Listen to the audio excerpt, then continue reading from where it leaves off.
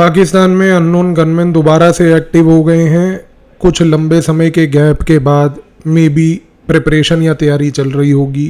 कार्रवाई दोबारा देखने को मिल रही है। लश्कर ए तैयबा का ब्रेन एक ऐसा व्यक्ति जिसका नाम आमिर हमजा था, जो हाल ही में लाहौर के लिट्टन रोड के एरिया में कार में जा रहा था। दो आदरणीय अननोन गनमैन ने उसको गोलियों से भुना।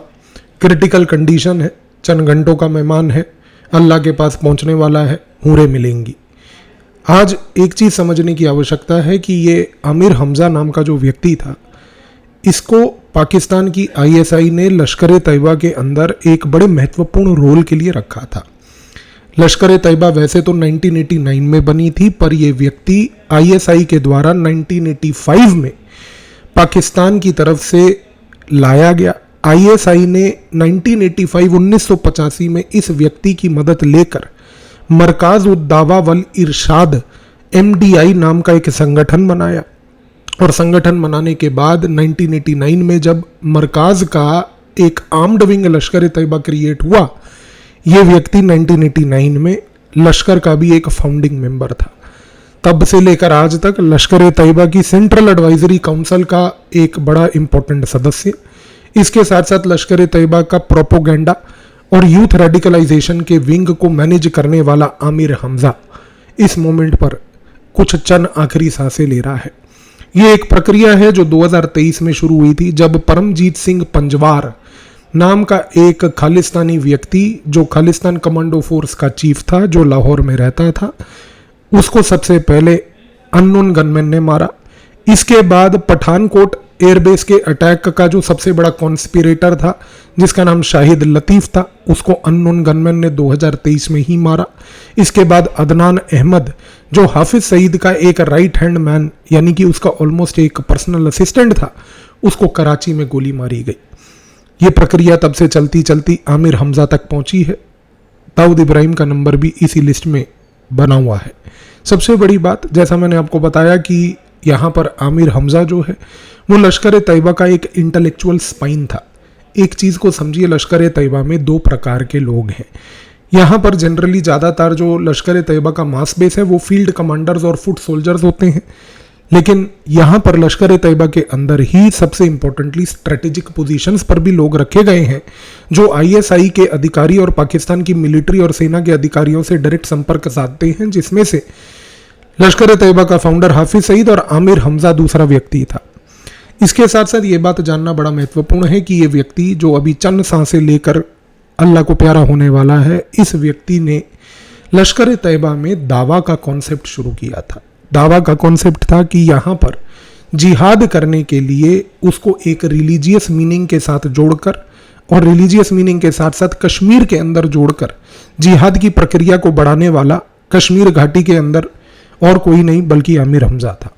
सबसे बड़ी बात देखिए कि इसने लश्कर ए तैयबा का जो पब्लिकेशन डिवीज़न है, उस पब्लिकेशन डिवीज़न को बनाया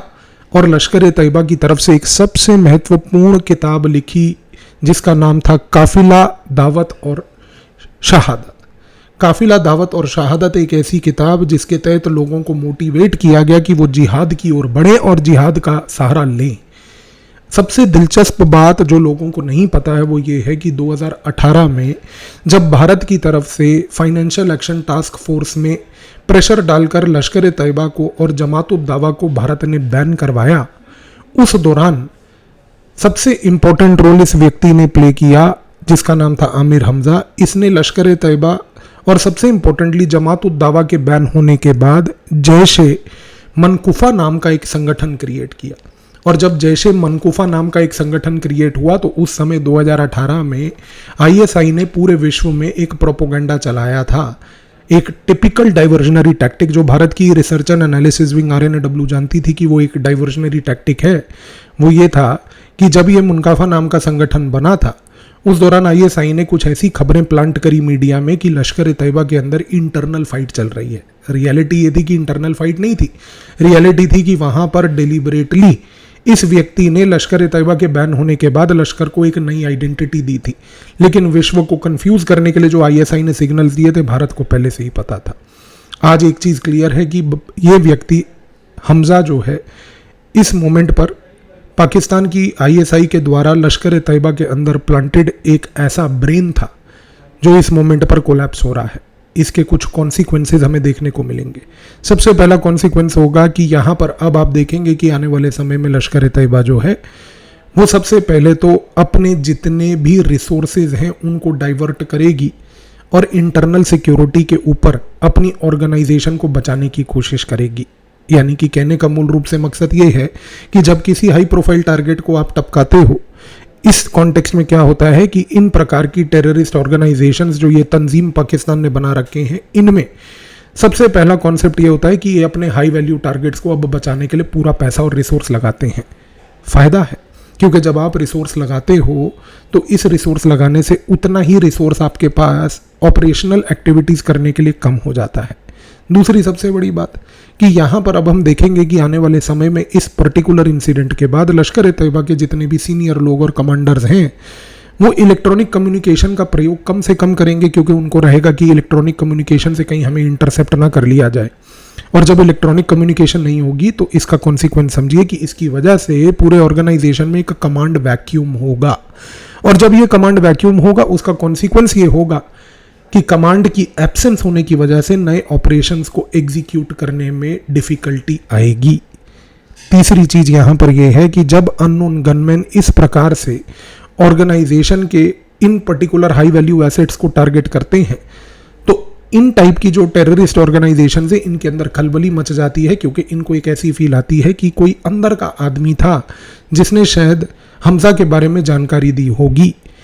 और उसके बाद ऑर्गेनाइजेशन के अंदर इन प्रकार के मोल्स यानी कि विच हंटिंग चालू हो जाती है कि ऐसा अंदर कौन सा व्यक्ति होगा